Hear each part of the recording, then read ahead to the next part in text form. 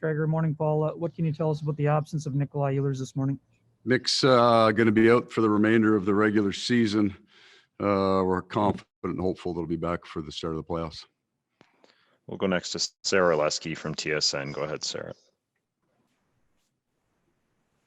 Sorry, Paul, we just spoke to Mark and he said that, he understood why Saturday night happened in the second period, but had been pissed off about it at the time and didn't agree with it. Are those, how would you describe, I guess, conversations with a player, not specifics, obviously, but just the importance of the communication with a player, especially a player of his stature after something like that? I would describe them as private, and then, necessary, constructive, and over. We'll go next to Sean Reynolds from Sportsnet. Go ahead, Sean. Hey, Paul, what can you tell us about what kind of balance you're trying to strike with the lines, the way that you reject them? It's stuff I've wanted to look at, and with Nicky out, it kind of opens the door to look at different pieces with a mind and an eye of, if we like this, what do you do when Nikolaj comes back? So there's a bunch of different things I wanted to look at, and then some things have changed. I think recently, really like where Pierre-Luc has gotten to here in the last few games, the last week, and I've just wanted to see him with different players, and the injury kind of opened the door for it to happen. We'll go next to Mike McIntyre from the Winnipeg Free Press. Go ahead, Mike. Thanks, Gregor. Morning, Paul. Nikolaj had a few kind of, close calls the other night. Was it the hit on Muzzin that ultimately has led to this? And is it upper body? I don't know that I can nail it to one. I think he got into a bunch of different collisions. He finished the game. He's a tough young man, but I don't know that we can pinpoint one specifically. We'll go next to Paul Friesen from the Winnipeg Sun. Go ahead, Paul. Losing him now, Paul, where does this kind of fit on the scale of adversity you guys have faced this season? And could you give us a quick Adam Lowry diagnosis as well, if you have? So Adam skates here today, and so it's all kind of positive forward motion from his injury, and he's got to get out of the gold outfit and get back into a regular sweater and get bumping. Hopeful that might happen in a few days, but with all of these kind of neck and head related things, we're just going to be so careful with them. What was the other part? Sorry, Paul.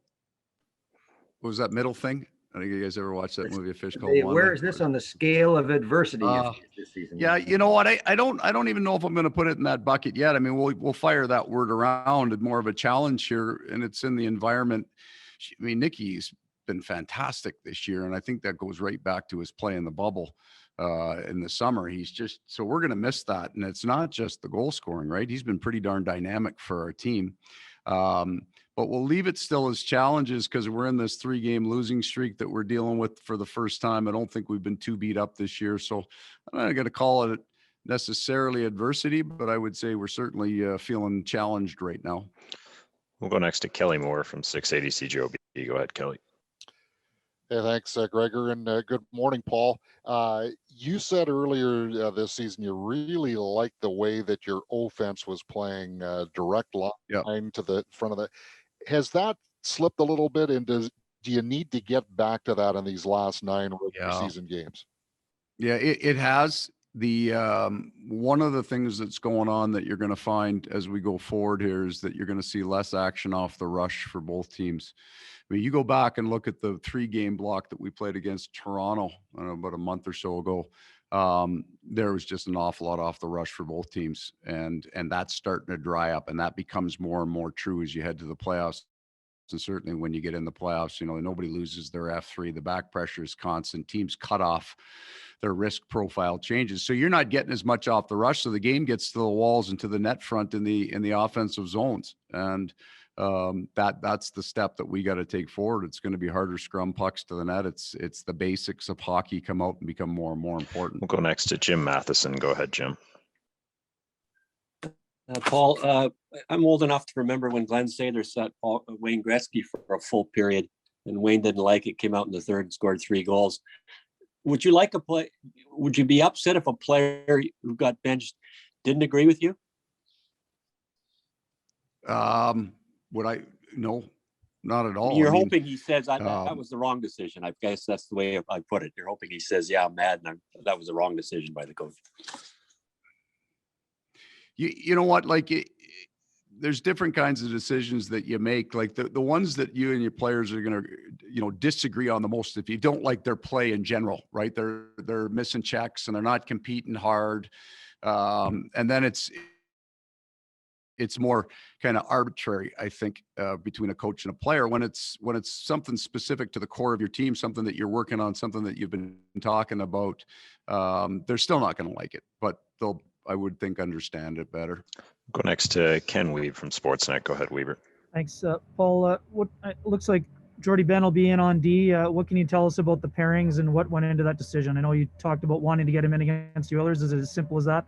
Yep. Simple as that. I want to get these guys in. I mean, their audition might be the best word for what's going on here. We got to learn what Benn and DeMello can get to. I don't think one game tells you that, especially after what Jordie's been through to get here.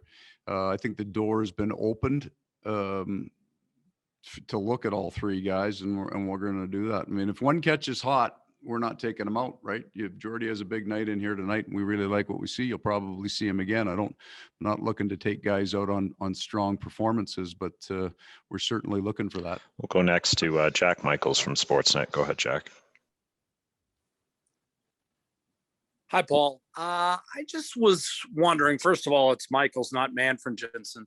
I saw the movie too, but I was wondering about just how you handle these little wobbles in a season or a player relationship now as compared to what you did like 20 years ago. How have you gotten better in handling those? I think that, maybe 20, 25 years ago, when you benched a guy, he knew it was coming. Like a guy had turned the puck over at the offensive blue line, they'd score, he'd just go down and sit on the bench. He knew he wasn't going back on the ice, right? It was clear. Now there's just not as many benchings as there used to be. You'll miss a rotation, you'll miss a shift, but you don't see a guy get benched in the first very often and not see the ice for the rest of the game. Or so it doesn't happen quite as much. I think it's also noticed more, just TV coverage, camera coverage, those kind of things. So I've probably learned not to address it right after it happens. You got to let it sit and cool off for a little bit, and then just make sure and that you get to it, that you deal with it. Doesn't have to be, you don't have to come to an agreement. You don't have to hug after, but they need to know at least what you thought, why it was important, and then what the next step is. Where are we going from here?